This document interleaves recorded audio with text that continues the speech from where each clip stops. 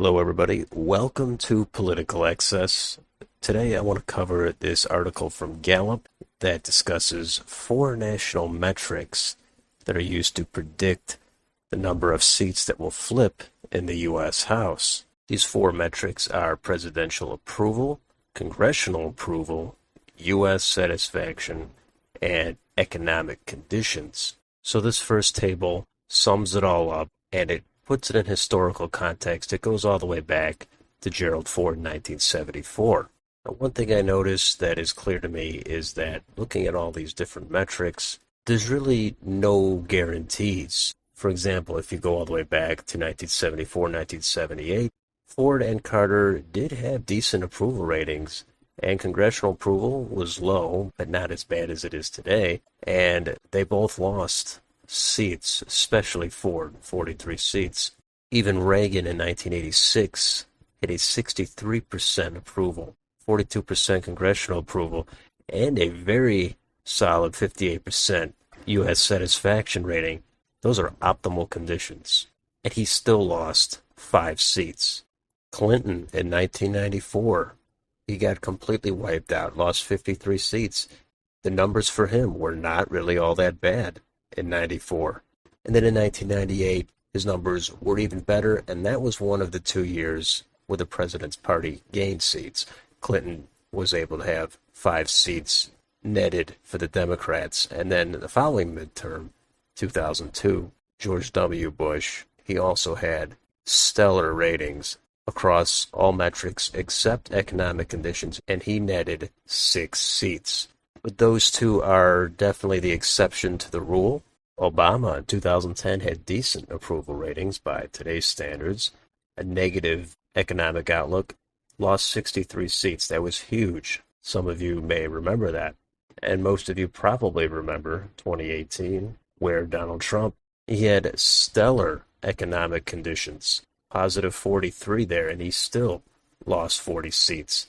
So what I can gather from this is if you are very positive in all 4 metrics, then you have a shot at picking up seats. If even one of these is in the red, you're going to lose seats. And as we can see here on the top right, the average seat loss is 23 seats.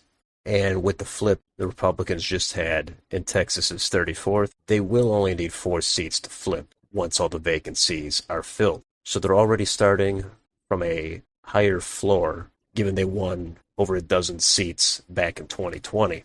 If we scroll farther down, it does isolate each metric and show in detail. First, for presidential approval rating, again, the 2 highest, Clinton and Bush, their first midterms, they did gain seats. They had unusually high approval ratings, but it does not tell the full story. For example, all the way at the bottom, Bush in 2006, 38% approval rating, lost a modest 30 seats. And then again, Reagan in 86, 63% approval, still lost 5 seats. Next up, the congressional job approval chart. This is similar to the presidential approval rating. Again, it's the same top 3 with Bush, Clinton, and Reagan. And there does appear to be some correlation with congressional approval and the seat gain, but it's only mildly helpful, I would say. Farther down is the U.S. satisfaction rating. Now this, I think, is probably the best correlation. Far from perfect, but as you can see, when the U.S. satisfaction is low, this is when people think we're on the wrong track. You're much more likely to lose more seats.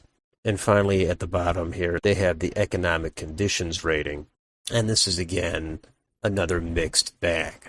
My view, again, is when everything is working well, people are happy in all different areas, then they reward that party at the ballot box. But if one thing is wrong, all the attention is going to be on that, and they will punish the party in power at the ballot box. That's just how I see it. But history is not destiny, and there's always a chance for an exception to the rule.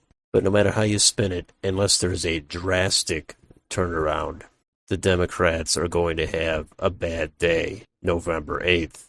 So let me know what you think. Do you find any of these metrics useful for predicting the midterms? How many seats do you think will flip in the House? Let me know down below. If you enjoy this content, please like, share, and subscribe. Thank you for watching. I'll see you on the next video.